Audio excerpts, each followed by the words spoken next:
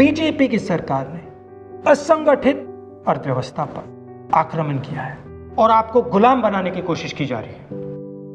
2008 में जबरदस्त आर्थिक तूफान आया, पूरी दुनिया में आया, अमेरिका में, जापान में, यूरोप में, चाइना में, सब जगह आया।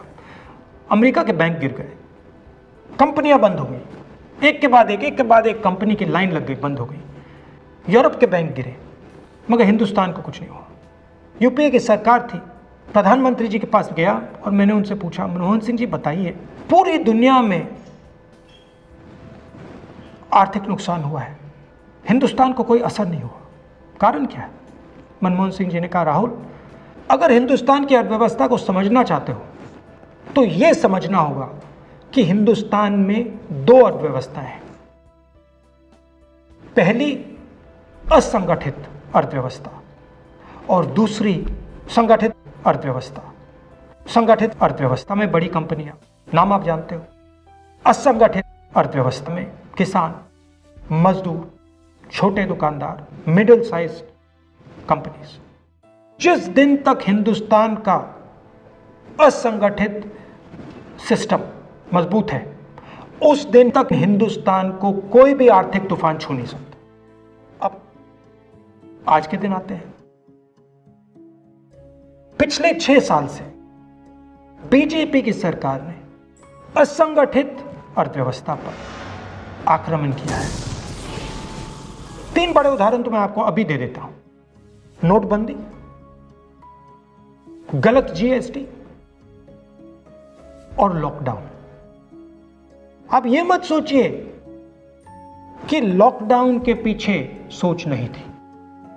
यह मत सोचिए कि गलती से आखिरी मिनट पे लॉकडाउन कर दिया गया है। इन तीनों का लक्ष्य हमारे इनफॉर्मल सेक्टर को खत्म करने का है।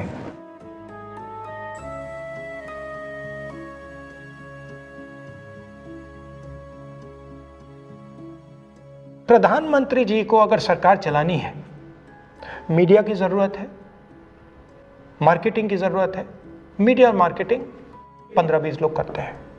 इनफॉर्मल सेक्टर में पैसा है, लाखों करोड़ रुपए, जिसको ये लोग छू नहीं सकते।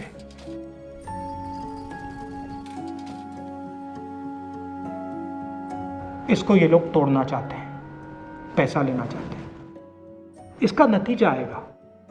नतीजा यह होगा कि हिंदुस्तान रोजगार पैदा नहीं कर पाएगा। क्यों?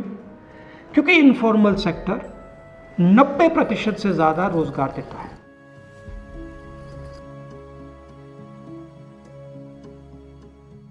जिस दिन इनफॉर्मल सेक्टर खत्म हो गया, नष्ट हो गया, उस दिन हिंदुस्तान रोजगार पैदा नहीं कर पाएगा।